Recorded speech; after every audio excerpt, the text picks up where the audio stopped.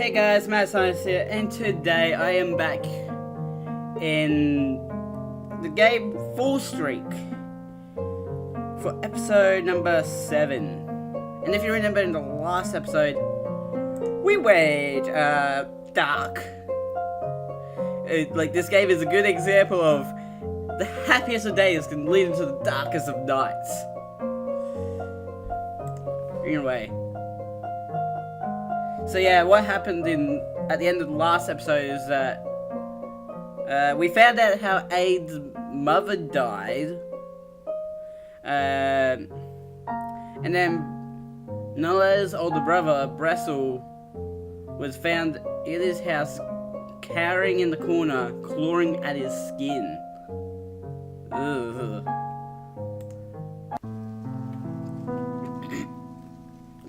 Anyway, let's get back to it. Mr. Demalua and I spent some time cleaning up before carrying the Rue siblings to bed and making them comfortable. Talk about high maintenance. Noletta was fine. She probably just got a bit of hypothermia, which isn't really the best thing. But Bressel is the one that's high maintenance at the moment. Even now, they were both stubbornly clinging to each other's hands.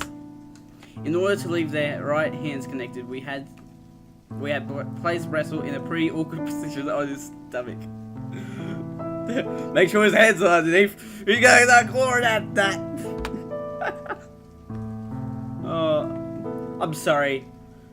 Humor is my way of dealing with dark situations. It was almost unfair how comfy Noletta looked, all curled up under the sheets. Oh well.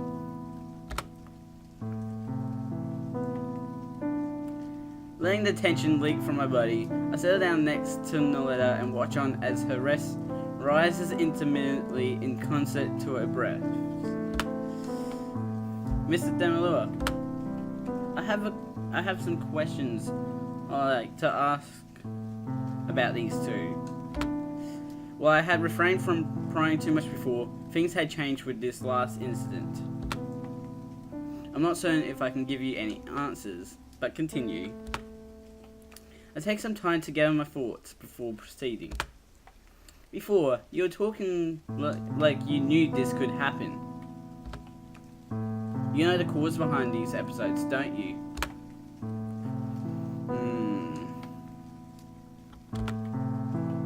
Indeed, you are not mistaken.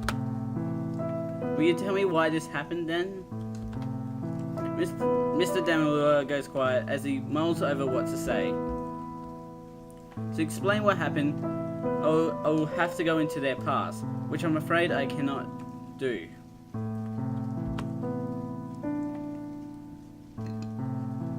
You don't think I have a right to know after this experience? My apologies, but the young master has explicitly instructed me not to tell you anything. I'll have to get creative if I want to parley with Mr. Demalua. Let me approach this from a different angle then. Noletta spends just as much time under my care as Bressel does under yours. Any information you withhold is that much less I'm equipped to deal with should a crisis arise while I'm with her. It is true that you're the closest one to Charlotta after Bressel. While Bressel might have you around if something goes amiss, who can Noletta depend on if something happens during the day? For the sake of Noletta's well-being, I insist that you tell me what you can. I make a point of staring firmly into Mr. Demalua's eyes as I assert my position.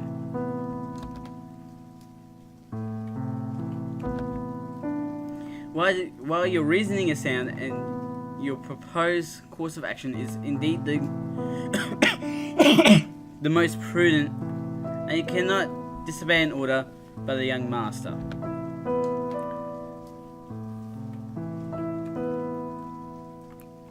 There's no need to worry on that front. Papa's already decided to stop hiding things from me. told me last night he was the one responsible for Mother's death. That, in some way, that does grammar. Mr. Demolure falls silent. With cold eyes, he scrutinizes my face as if gauging the will behind my words. I don't let a sliver of weakness show. I see. Very well. I shall not disclose any details on your mother's death. It is not my place to tell that story. But I will tell you what I can about the Rue siblings. Having successfully negotiated a favourable outcome, I let myself relax a bit. To understand what the Rues went through, it is important to understand certain bits of Socotrine's history. Again, I'm going to just continue on with Socotrine, because Socotrine, nah. That just sounds weird. Are you aware of why the Masters' Revolution occurred? I learnt in school that the old aristocracy suspected the UL refugee convoy would attempt a coup.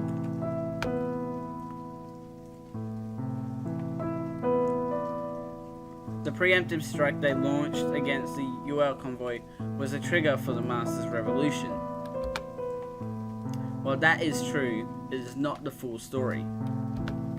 Relations between the old aristocracy and the UL convoy were congeal at first, but the situation became strained when the two parties were unable to come to a consensus on one issue. That is, Socotrine's closed world dilemma. While the old aristocracy had several factions with different ambitions, they were all united in one desire alone.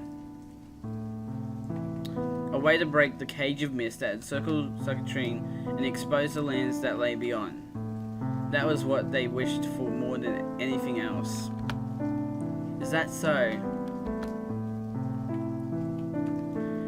It echoed a desire I carried in my heart, a desire Mother once held as well. The true catalyst behind the Masters' Revolution stems from the old aristocracy's obsession with breaking Socotrine's Quell's World dilemma. Oh, CWD for short. The Valorian Masters' refusal to assist in this endeavor, despite having led the UL convoy to Socotrine, was a point of great contention. However, even after the Masters' Revolution, there remained influential factions in Socotrine, and even the UL convoy that wished to resolve Socotrine's closed world. Why do I have... Sorry.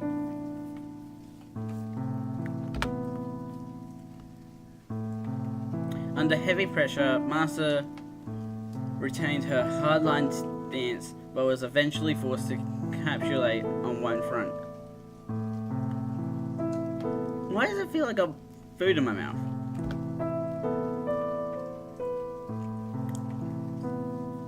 A research endeavor into the properties of the reality distorting mist that encircled Socotrine. Its name was Project Binaire? Binaire? Or Binaire? Binaire, whatever. Its primary objective, investigating the effects of Socotrine's mist on the human body through extensive testing. The ramifications of Mr. Demolure's words strike me with almost painful clarity. Are you telling me Noletta and Bressel were subjects of human experiment?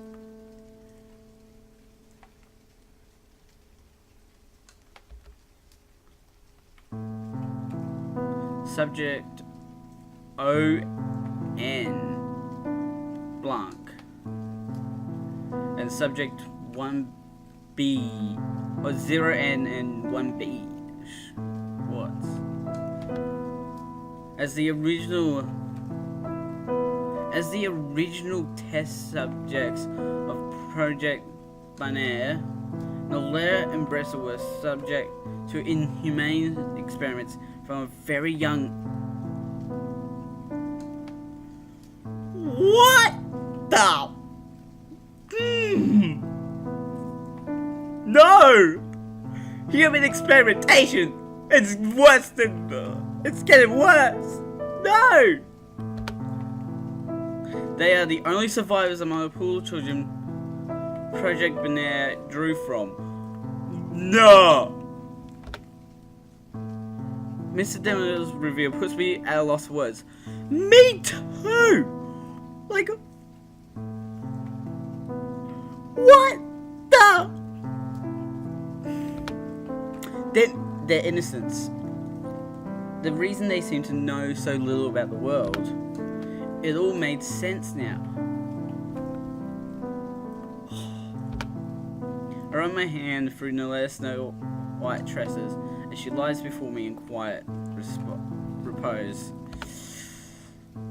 When the UL researcher supervising Project Banner perished in the fire collapse, an emergency containment contingency plan was enacted.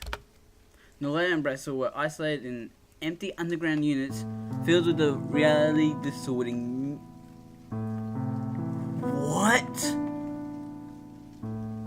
Also, that just brings up a really good question. Why don't you try and dig under the mist? Just dig under the mist and see if you can get out that way. They stayed confined there without outside contact for years before finally managing to escape. No.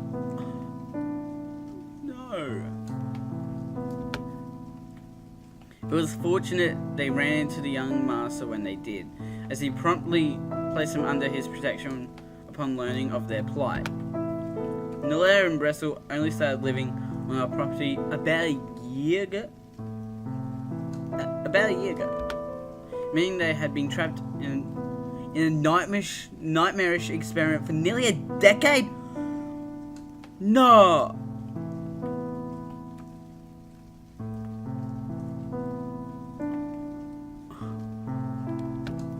I had no idea. Sensing that her lips are faintly trembling, I brush my fingers against Noletta's cheek, as if to whisk away the memories, the bad dreams.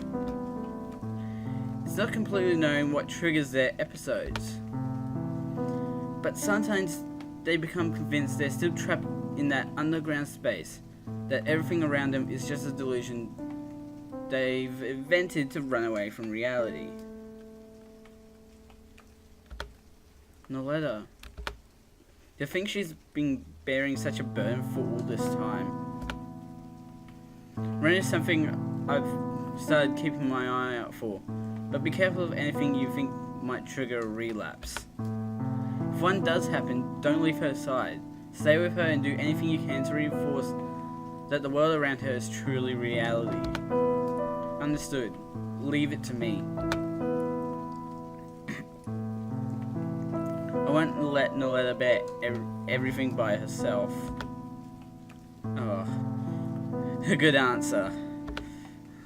Charletta is blessed to have such a formidable friend. You rarely smile, Mr. Demolitor, so it's pretty refreshing when you do.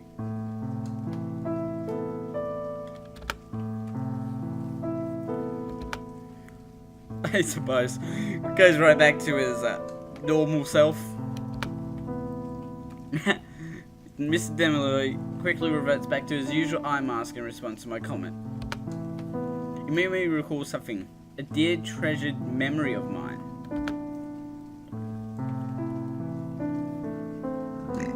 Do you remember when Noletta and Bressel struggled to eat anything when they first came here?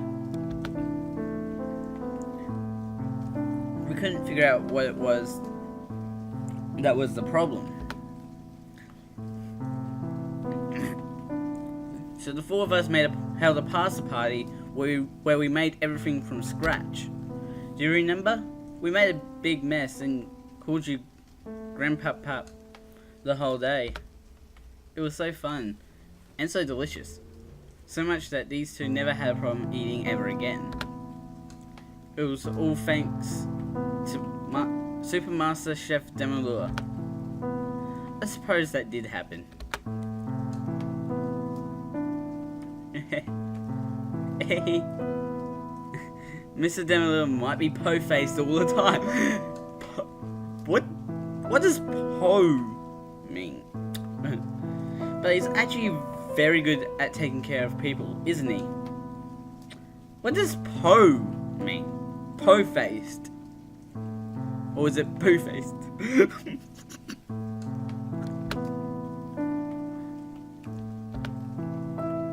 I've lived a long time, after all.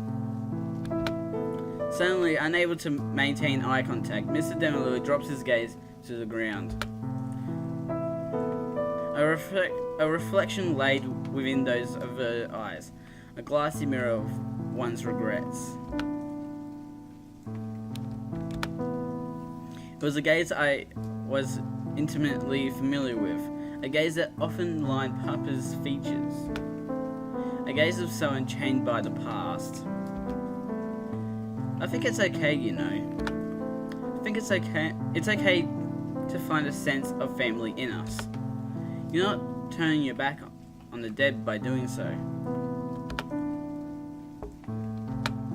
Choade. For a moment, Mr. Demolure's iron mask breaks, but he quickly regains his composure. Thinking of me as family? Isn't that going a bit too far? Isn't it fine? I think of Noletta and Brestle like family, and I've only known them for a year. But Mr. Demolure's been here for as long as I can remember. That's only because the Kodai household does not properly employ house servants. There's no one as trusty as Mr. Demolure, right? No, well, the young master has always been averse to the idea of employing house servants. But for a brief period of time, the Cotard household actually did try employing one. While they were cleaning, however, they made the grave error of tampering with the books in your mother's study. Don't touch those books. I do not know if you remember, as you were quite young, but you threw a terribly fearsome tantrum. Oh! Ever since the young master absolutely refused to entertain the prospect of a house servant. Is that so? Well, I don't regret it, because that tantrum's one of the reasons you're always there for us, right?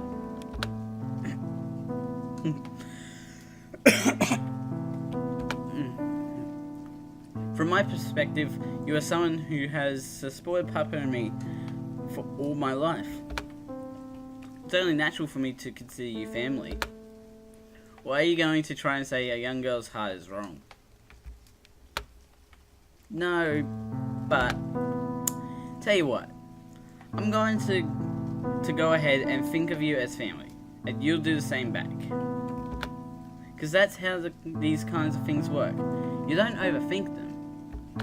Okay?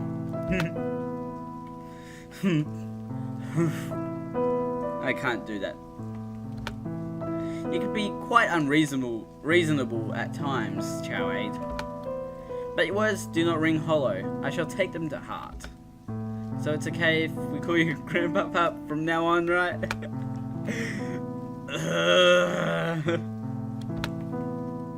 While we're at it, you should try smiling more. You ask too much of me. It's nothing to be embarrassed of. Nope. So show us those early whites, Grandpapa. Please stop. I do not know how to deal with situations like this. Grandpapa.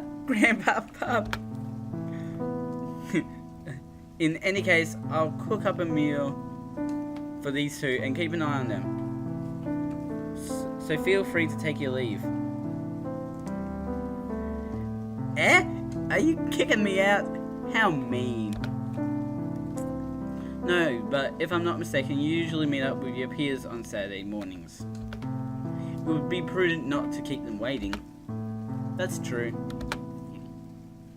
If I kept them waiting any longer, they'll probably start to worry. I'll leave these two in your capable hands then. Leaning down, I kissed Noletta lightly on the head. Sweet dreams, Noletta. Her skin had warmed up considerably since I first found her. Look forward to a big tasty pasta banquet when you wake up. Parting with her, I donned my rain gear and prepared to head back out into the rain. Make sure you take good care of them, Grandpa Pup.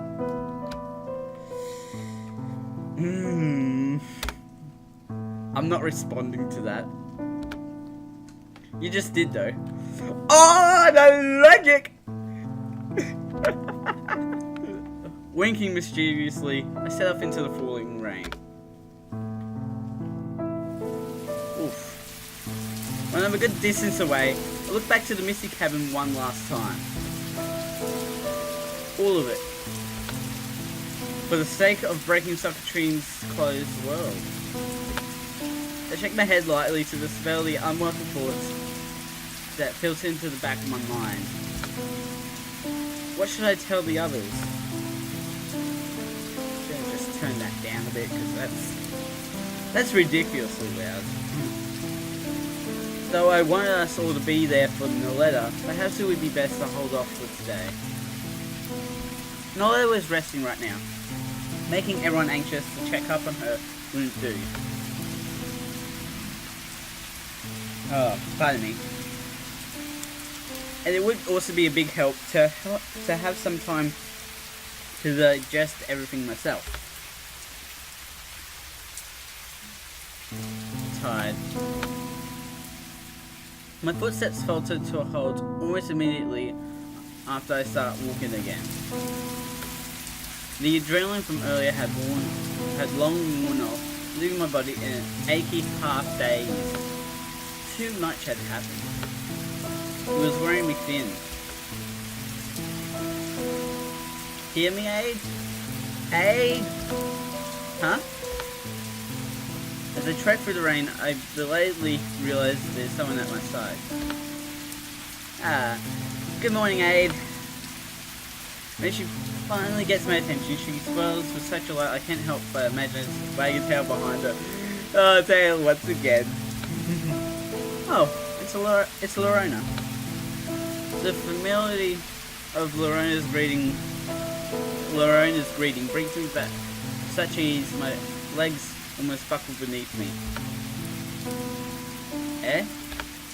Burying my head in her chest, I wrap my arms around her. You want a hug? I don't want to get you all wet though. It's okay. Kind-hearted as always, Lorona lowers down and returns my embrace. What's the matter? Did something What was that? When she least expected it, I blow a puff of air into Lorona's ear.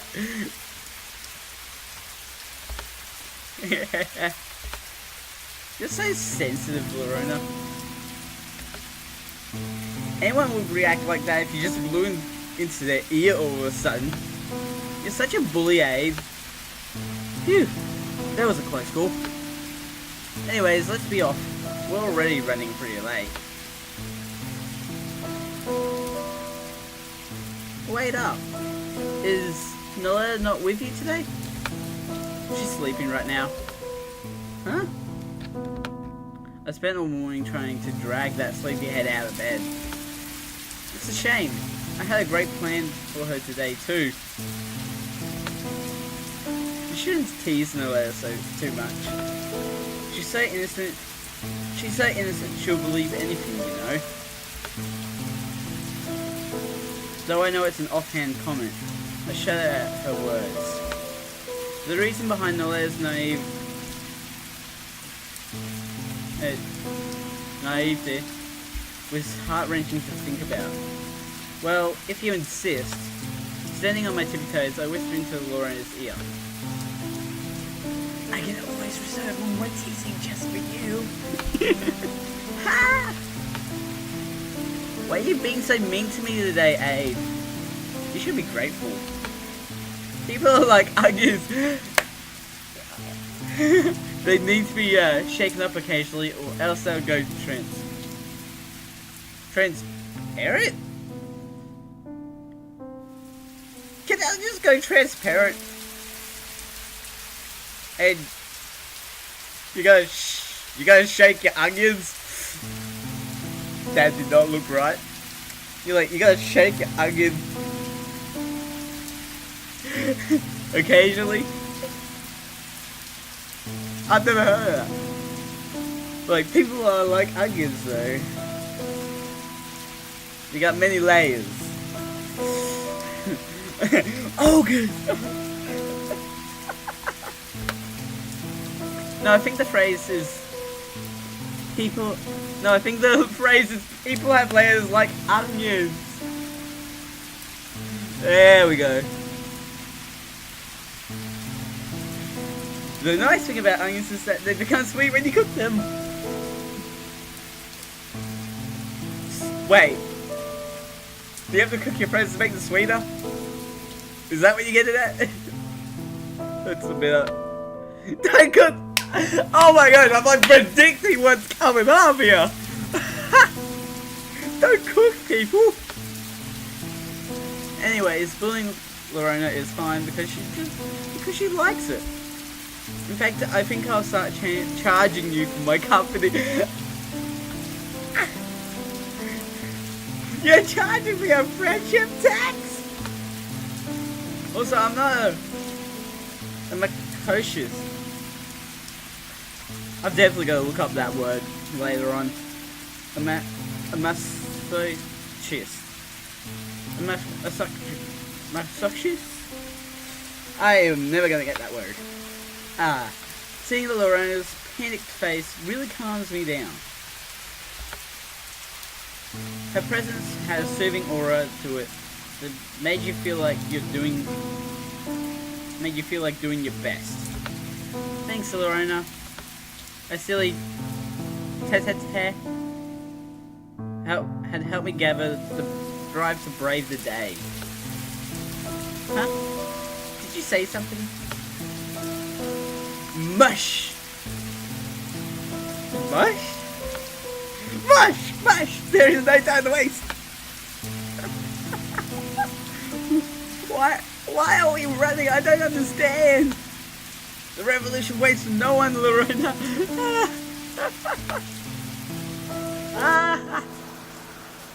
Oh, I'm so sore. Suddenly taking off into the rain may have been a bit ill-advised. Are you hurt, Egg? You're limping a little. Just a pebble in my boot. Don't want to take it off right now since it's raining, and I'll wait until we get to this Faye's house. Oh, okay. Upon making it to the usual place, we spot a pair of rowdy twins splashing around. It seems they were putting on their rain boots to good use to make the most of the occasion. Noticing our approach, Kalia kicks one last geyser of rainwater at us before turning to us. You guys are late. You know how long we've been waiting here? And where's my letter? Tris grudgingly wipes off his dripping raincoat as we're instantly barraged with a series of complaints. Noletta's not joining us today. She's glued pretty tight to her pillow at the moment. Her loss. This Faye said she had a special news story lined up for us today. I hope it's nice and cheery. It's a nice and cheery one this time. Nope. She told us to bring her back a tissue so you won't soak her nice furniture with your bully again. Is it too much to ask for a happy ending? Well, off to Miss Faye's place we go then. Yeah, enough dueling. You've already wasted enough time. Let's go, go, go! A destination locked in, Kelly skips ahead and urges us to start moving. Gotta go fast, huh? Ah! Sonic! We got a Sonic reference! Whoa! I was not expecting that. But yeah, gotta go fast, huh? I like the Sonic reference. If one were to behold our group from a distance as we went, they would probably see a bit of a strange sight. While Lorraine and I stroll on the path like normal people, the LaRich twins had other plans in mind. Kicking up streets of wherever they go, they hop to and fro like overactive bunnies. Gah! No, don't splash. No, don't splash me. Naturally, we end up getting caught in the crossfire. I wonder, if Noletta were here, she'd probably be stomping up war spouts alongside the twins, dwarfing anything they made. Always imitating people, always so curious. That she was not here together with us, it felt surreal and a bit hollow. Laughter, cries, shouts. I watch on from the side, a lighthouse on the far shore. Under the cold rain of a dreary overcast sky, they dance. Lively and carefree, they dance in opposition to stagnancy, colouring over the monochrome world with their vibrant acts of life. But I was not there with them. My heart was in a different place. Sitting in a dark room by a certain someone's side. Excuse me. Watching as they slept.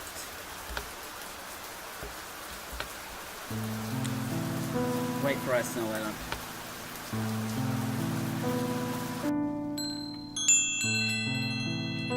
Triggered by the doors opening, a small bell chimes out to signal that guests have arrived. Whoa. Hold up. This is the library! From the first episode! The first episode was had been in a library. This is the library! Huh. That's pretty interesting. Miss Faye's abode was not a normal residence by any measure. A fact any entering visitor was immediately made acutely aware of. The first thing one ever beheld upon stepping foot in her home was the breathtaking sight of the towering bookshelves sprawling out before them. So this has to be the same room from the dream. But why? Why this room? Why this place? It was no overstatement that the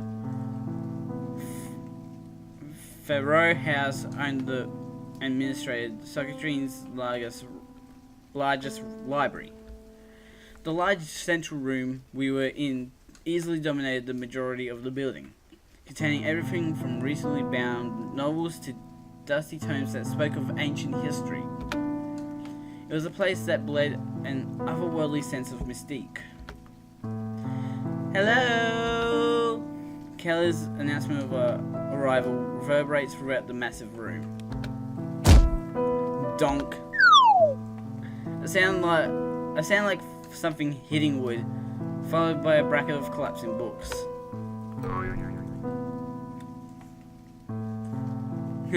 Around the corner, we discover Alouette swaying amidst a pile of fallen books, with stars orbiting around her head.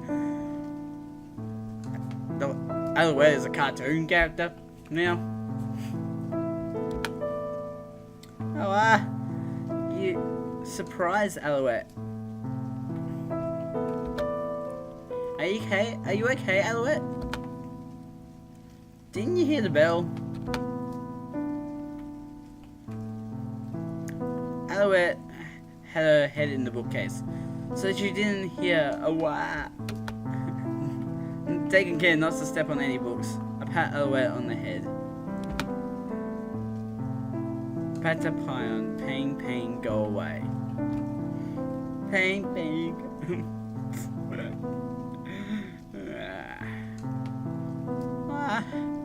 Thank you, Aid. Aside from her job at the Morella Bakery, Alouette also had a job working here under Miss Fay.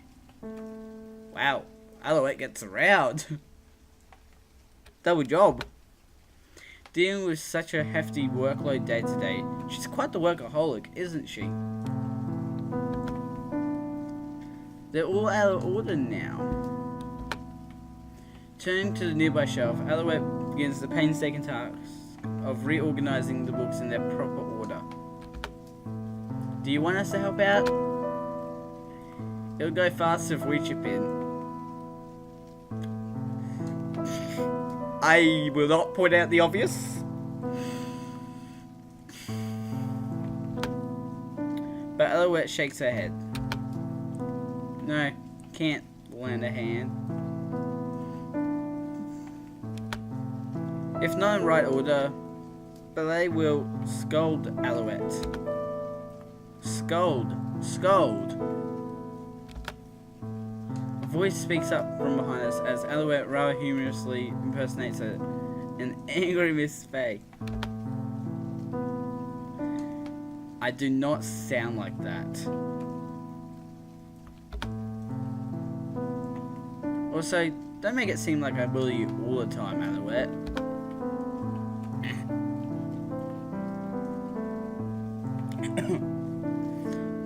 Miss Belazria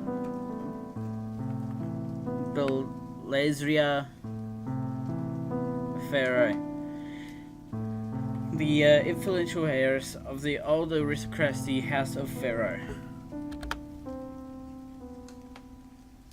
A crisply dressed woman with roseate eyes, she was childhood friends with Papa and the Lorette's dad, Old Tune. She was also my mother's cousin, being one of the only few that shared a close relationship with her.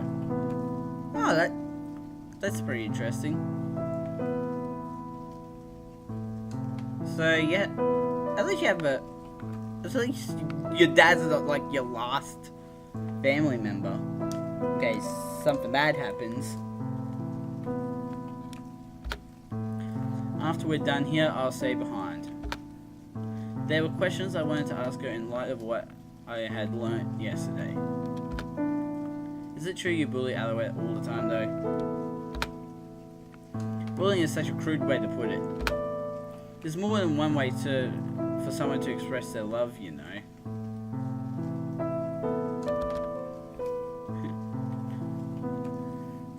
Belly loves Alouette, right? Yes, I do.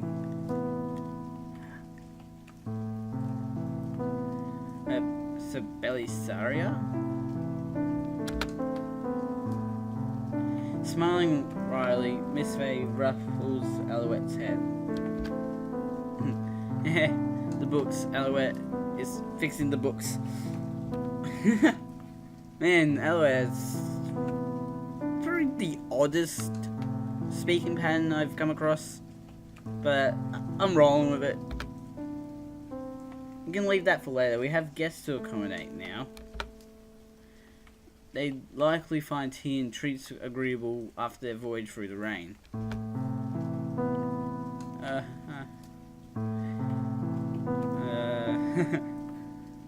Asking for a friend, but who make these treats that are coming? I did. What of it? Guess we played the lottery today. How rude. They are ordinary pastries, I'll have you know.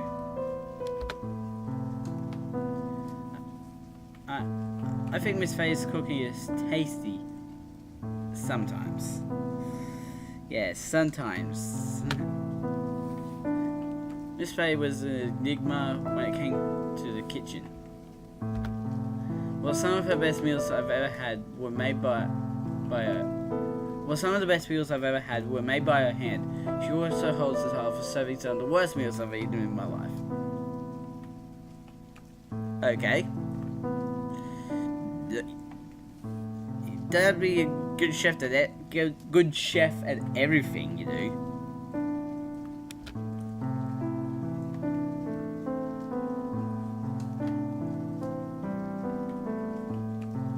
Oh. Probably because she has a tendency of getting bored and turning the recipe into an experiment, adding insane things that make the food bubble, change colors, or even explode.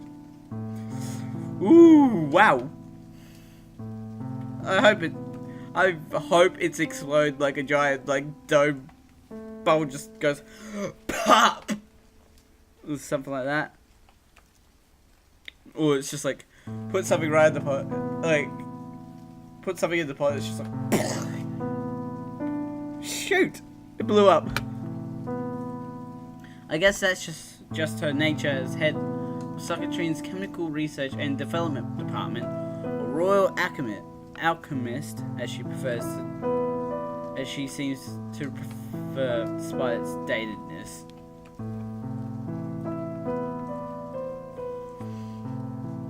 Ugh. Sorry. Tea and treats. Alouette will bring tea and treats.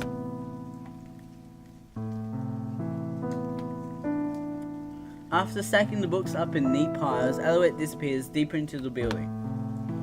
Shall we retreat to our usual haven then? With a wave of her hand, Miss Fay beckons us further in. A cozy alcove on the second floor, lined with cushions and dominated by a comfy carpet. It was Miss Fay's favourite spot, reserved for her personal use. Upon arriving, Miss Fay settled into her iconic reading chair at the head of the carpet before surveying over her group. I just realised, but is Noletta not here? Noletta slept in, so she won't be joining us today. Is that so? Miss Fay? It's nothing. Was just thinking that you seem to be limping a bit, Aid. Nothing escapes those piercing rose eyes of hers. It's possible she knows more about Project Barnier. I should take the opportunity to inquire later. I guess we did go pretty ham and capture the flag yesterday. So it wasn't a pebble. Are you actually hurt after all? Let me take a look. That really tickles Lorona. Parry, riposte. Ah! Don't tickle me! Are we tickling Lorona now? Me too. No! Miss Fay gives a little sigh at the scene playing out before her. Anyways, before we settle down for story time, why don't you children give me a rundown of your week? Kalia quickly takes point, chattering on about our construction project, games day, and other hijinks as Triss acts out key events in tune to her narrative.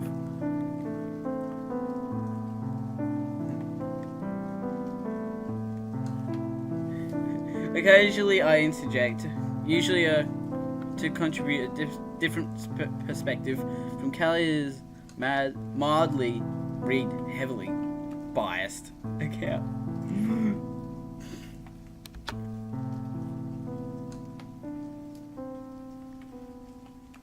But for the most part, I watch on from the side as the Lorette tag team covers our bases.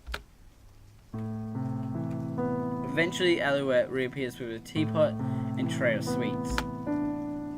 But while the others dig into the provided treats eagerly, I can't seem to work up much of an appetite. curling up on the carpet, snuggled up against Alouette's lap. She had taken a seat alongside us as Miss Faye's insistence that she takes a break. For that I was grateful, as Alouette's caresses were a welcome reprieve from the day's melancholy. I'm pretty sure that's what it is. I can't say I anticipated, but Mother Nature's been kind enough to set the mood for today's tale. Once we conclude our weekly report, Miss Faye begins leafing through a weathered-looking book, causing the Lourettes to shift giddily in anticipation.